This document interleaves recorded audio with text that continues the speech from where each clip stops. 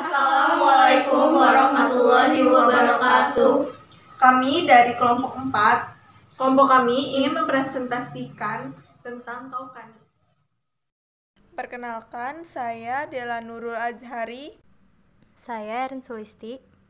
Saya Silvi Sakinah. Dan saya Nika Ponika Purnama Dewi. Kaukani adalah bubuk jahe yang bisa dimanfaatkan untuk membuat semua jenis minuman. Produk kami berbeda dengan bubuk jahe yang lain dari tekstur, aroma, dan rasa karena dibuat langsung oleh petani dengan perawatan yang baik. Berikut adalah contoh produk yang dapat kamu buat dengan menggunakan bubuk jahe Kaukani. Yang pertama ada wedang jahe. Wedang jahe mempunyai banyak manfaat seperti mengurangi reaksi alergi, meredakan nyeri sendi, dan lain-lain. Yang kedua yaitu skuteng. Skuteng juga terbuat dari air jahe yang biasa dihidangkan panas. Biasanya dicampur dengan kacang hijau, kacang tanah, pacar si Cina, dan lain-lain. Yang ketiga ada susu jahe. Susu jahe adalah minuman yang umumnya disajikan dalam kondisi hangat dan biasa diminum pada malam hari. Kemudian yang terakhir ada kembang tahu kuah jahe. Kembang tahu kuah jahe adalah minuman yang beraromakan jahe dan berisi kembang tahu yang terbuat dari sari kedelai. Cocok dinikmati pada musim hujan dan di malam hari. Berikut ada beberapa elemen dari BMC kami, yaitu yang pertama ada customer segment, yang kedua ada value proposition, yang ketiga ada channels, dan yang keempat ada customer relationship, yang kelima ada revenue stream, yang keenam ada key research, yang ketujuh ada key activities, yang kedelapan ada key partnership, dan yang terakhir yaitu yang kesembilan cost struktur. Berikut adalah elemen dari bisnis model kanvas. Yang pertama ada customer segment, salah satu elemen penting untuk memulai langkah awal untuk menentukan target pasar. Dalam hal ini, pebisnis harus tahu segmen pelanggan sesuai dengan layanan atau produk yang akan kita berikan. Berikut ini kategori segmen konsumen. Yang pertama ada anak-anak atau usia di atas 6 tahun. Kemudian ada remaja, dan yang terakhir ada dewasa dan lansia. Kemudian elemen yang kedua itu ada value proposition. Menjadi alasan mengapa pelanggan memilih jasa atau barang yang perusahaan Anda tawarkan. Kesempatan ini juga dapat digunakan untuk menunjukkan keunggulan dan menyelesaikan permasalahan pelanggan dengan cara baru. Berikut ini kategori value proposition. Yang pertama, memiliki kemasan saset atau 20 gram yang cocok untuk dibawa saat berpergian. Membuatnya lebih mudah karena takarannya selalu pas. Kemudian yang kedua ada memiliki kemasan 350 gram yang cocok untuk dijadikan stok di rumah. Kemudian, bubuk minuman jahe instan tidak mengandung pengawet dan pemanis buatan. Tentu lebih aman untuk kesehatan. Kemudian yang terakhir ada jangka waktu penyimpanan kurang lebih 2-3 bulan. Elemen ketiga yaitu channel. Channel adalah cara untuk menjangkau customer melalui media, berupa website, aplikasi, salesperson, hingga online advertisement. Penentuan channel ini sendiri menjadi elemen penting bagi keberhasilan sebuah bisnis. Berikut ini kategori channel. Penjualan di gerai atau toko, memasarkan secara online melalui sosial media, online shop, aplikasi Grab atau GoFood, didistribusikan di toko-toko kelontong serta minimarket.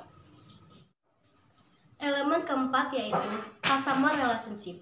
Salah satu cara terbaik untuk menjalin hubungan baik dengan konsumen sehingga dibutuhkan kebijaksanaan untuk memberikan pelayanan yang terbaik, baik dari segi biaya, layanan maupun harga produk. Dalam rangka membangun dan menjaga hubungan pelanggan, melakukan beberapa cara yaitu memberikan diskon harga, bonus pembelian produk, dan pengantaran gratis dengan syarat dan ketentuan pembelian tertentu.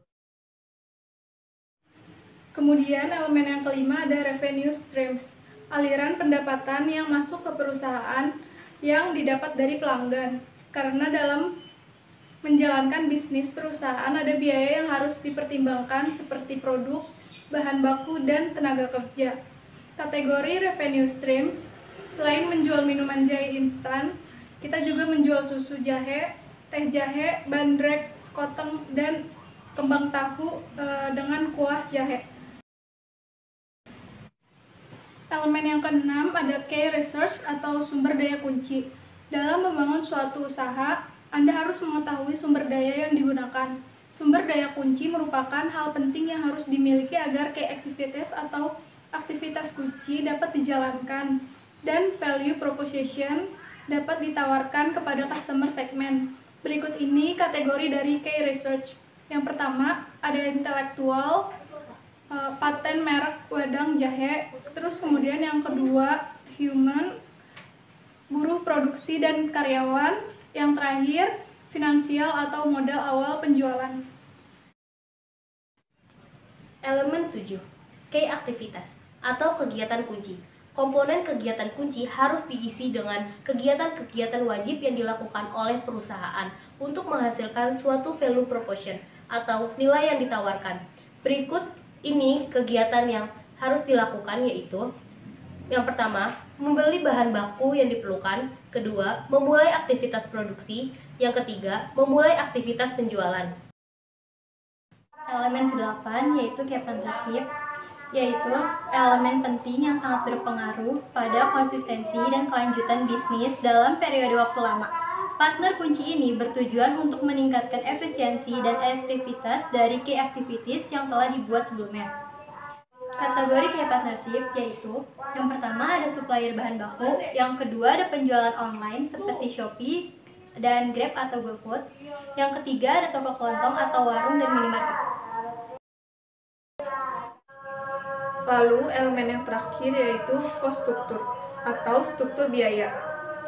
Struktur biaya adalah rincian biaya-biaya yang dikeluarkan oleh perusahaan untuk menjalankan key activities atau aktivitas kunci dan menghasilkan value proposition. Anda dapat menggolongkan cost structure sesuai dengan kebutuhan pengeluaran perusahaan.